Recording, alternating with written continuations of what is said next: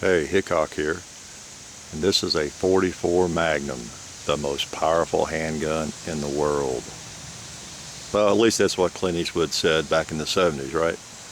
Guess that's not true now so much, but still pretty powerful and plenty powerful. As powerful as anything I want to shoot very much, and really as powerful as anything anybody can actually control in any practical way and shoot very much. You know, there's lots of guns now that exceed this in caliber, power, energy, the whole 9 yards. But if you put a hot round, a really hot round, in a 44 Magnum handgun, that's about as much as you want to shoot very many rounds of, and I think we all still know that. If you don't know that, if you haven't shot much of anything bigger than a 9mm or a 40 caliber, and you think that one day you've got to have a 500 Smith & Wesson or some 50 caliber handgun, Desert Eagle, in order to get something powerful, you might want to try a 44 Magnum first. Okay, just a little clue. You might even want to try a 357 with some hot rounds in it and about a 4-inch barrel and see how that feels to you. All right. Well, I know that people seem to like the close-ups of firearms, and I probably should do more of those. If you look at the threads on some of the gun forums, the many shooting forums, you know, people are always begging for pictures, close-up pictures of various guns that people have purchased recently, even if it's a Glock 19, something that everybody knows what it looks like, but we just like pictures of guns if we're shooters, and we like to see the close-ups. So, and I've noticed that the couple of close-ups I've done seem to get a lot of views. So I think people just enjoy looking at those guns close up. Maybe they have them, maybe they don't. It does give you a good idea what the gun looks like. It's hard to tell in a lot of videos what the actual gun looks like in detail. Well, this is a 44 Magnum. It's a 3-inch barrel. Really nice configuration, I think.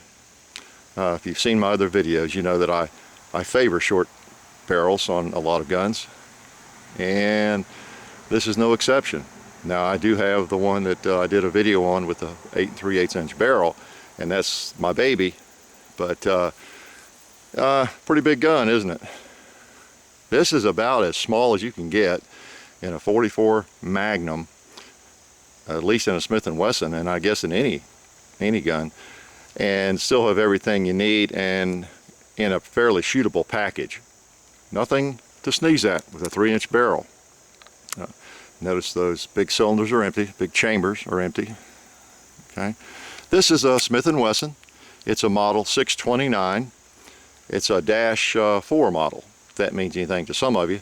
But you know, Smith & Wesson, as they make changes through the years, they put another digit after the dash, and that kind of tells us all what that gun's going to have. If you know that, I have to look at the chart. I don't really know what some of the dashes mean, but this is a -4. If you get one without a dash, of course, at all, like my other one, my blue one, the long-barreled one, and it's early 70s. Now this one, as you can see, if you know Smiths very well, it does not have the pinned and recessed barrel. There's no pin there, and the chambers are not recessed. I said barrel, I meant chambers being recessed. It does not have the recessed chambers. Other than that, it really does harken back pretty much to the I guess the 60s and 70s models. You know, the firing pin is on the hammer, as you can see, whereas now they mount the firing pin on the frame. And the cylinder release here, you know, looks like an early 70s or a 60s model, doesn't it? And so pretty much that's the configuration. 3-inch, this is a really nice little piece. You notice the contour, the beveling in the front of the cylinder, the finish on it, it almost looks nickel. It's not. It's probably getting some glare on it from the sun, but it's actually stainless steel, highly polished. This is one of the nicest 3-inch 44s that I've seen and that I've owned. I have the Trail Boss, kind of the same configuration, nice gun, not quite as pretty, and doesn't have quite the finish, and it's a more modern version. It does not have the key lock either. As you notice, this one does not have the key lock, of course, but it doesn't have the, I don't think the cylinder's as beveled as this one, and it doesn't have quite the finish this one has. So also something in these guns I really like, and that is a non-ported barrel. Some of them have a ported barrel. I have little use for porting on just about any gun. So 3-inch 44 Magnum. Now this gun to me is a really nice gun if you're traveling in the mountains where there might be some brown bear or other large varmints. You're not really hunting perhaps, but say it's legal to pack something for your own security, and maybe it's inconvenient to carry a guide gun 4570 or whatever. This would be a very powerful small package, especially with some very heavy hot rounds in it, like some Garrett cartridges. I even load some 300 grain bullets myself. It's going to kick, of course, but I don't think you'll care if a bear is about to eat you. Of course, you could just sing to the bear, talk to it really nicely, and maybe he'd leave you alone. So whichever security method you prefer on that. But they make a gun, Smith does, called the mountain gun. Many of you are familiar with that. It has a 4-inch barrel, and it has the barrel is this same thickness, I guess, at the frame, and then it contours down into a pretty thin barrel pretty quickly, and it's a 4-incher, and they call that their mountain gun. And for the reasons I just talked about, it's about as light as you can get in a really powerful gun. Now, I've had those, but for my purposes, I really prefer this. I think this is the ultimate mountain gun. I think the 3-inch barrel in a thicker barrel all the way out and a shorter barrel is my preferred configuration. So to me, this is the ultimate Smith & Wesson 44 Magnum mountain gun. I don't give up any ability to hit a target just because it's an inch shorter, and it's a little handier. Okay? And you ought to see this thing with some big 300 grain bullets. Those Garretts I have are 310 grain flat nosed, and boy, they come right to the front of that cylinder. If they were 1/8 of an inch longer, that cylinder wouldn't turn.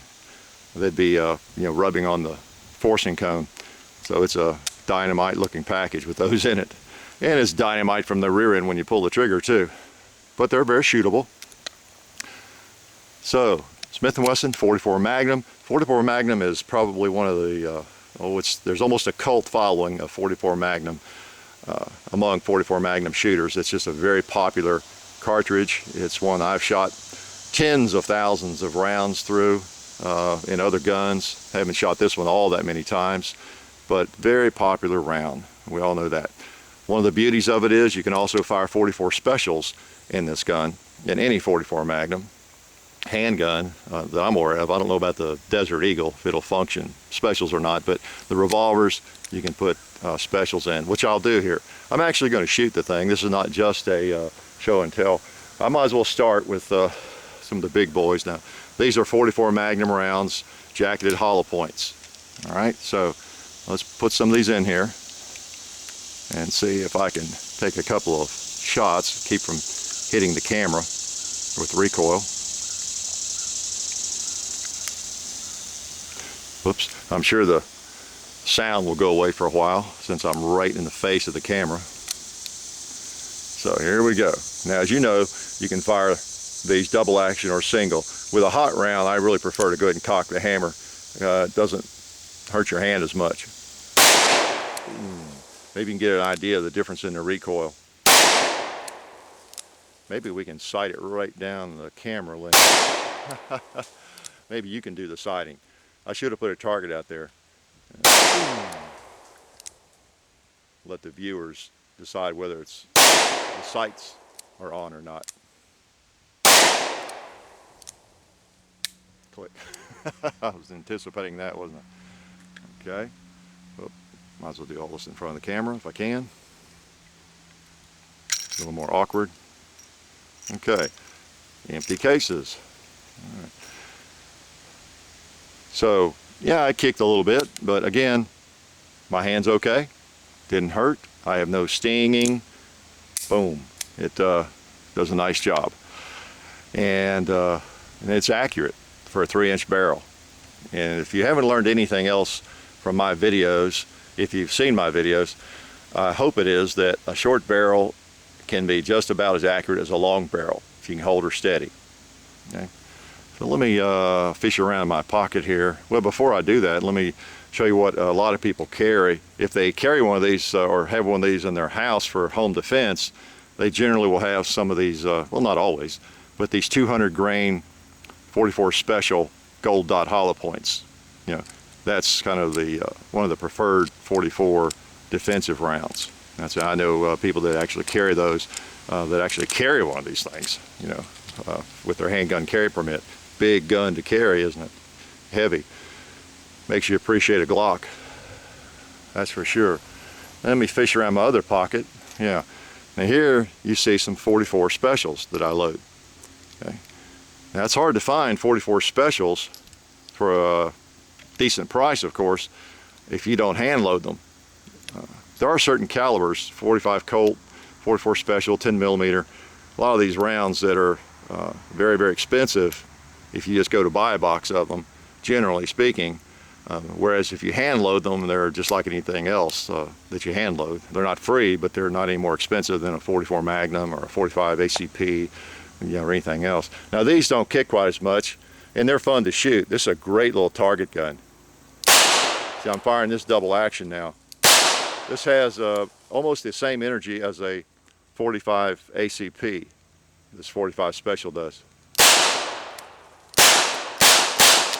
See, you can go ahead and fire that one pretty rapidly if you want to. And 44 special rather. Okay. So very versatile little gun. A lot of people would look at a gun like this and say, wow, who wants to fire a gun that small, that powerful? That would just be nothing but pain. Pain and misery is all they can think about when they see something like that. Well, actually, even the 44 mag's not that bad, and 44 special is really nice in it. In fact, I have had 44 special revolvers that I've traded off. Had an old triple lock. I had the Thunder Ranch Smith & Wesson, you know, that was endorsed by Clint Smith. Nice gun, but you know, it was built like a 44 Magnum, built on the same frame, same cylinder and everything. It had a 4-inch barrel, so it was essentially the 44 Magnum mountain gun with the cylinder reamed out to chamber only 44 special. So, you know, with this gun, I have actually the smaller barrel I talked about before, shorter barrel, a little more convenient package, same weight probably, very, very close, and I have 44 Magnum capability or 44 special capability, either one. So the Thunder Ranch is a really nice gun. I mean, it was a tack driver. I really liked it. And I sold it to a friend of mine who just really dearly loves it. But to me, this gun's more versatile. Same package as a Thunder Ranch in my eyes, but yet more versatile. It'll handle really powerful rounds, or you can just shoot 44 specials in it all day long. Yeah, nice gun. Anything else about that gun that I can tell you about? It's an older Smith & Wesson. You know, it doesn't have the key lock, has a hammer-mounted firing pin, shoots really well, kicks a little bit, but it really doesn't hurt you. Okay, so a good look at it there as we fade away into oblivion here, and it's a lot of fun to shoot. So there's my close-up on the little 3-inch 44 mag. I will do another video with these little 3-inch 44s where we work them out on the range, but I know close-up sometimes it's just fun to see. So bye-bye from Smith & Wesson and Hickok 45.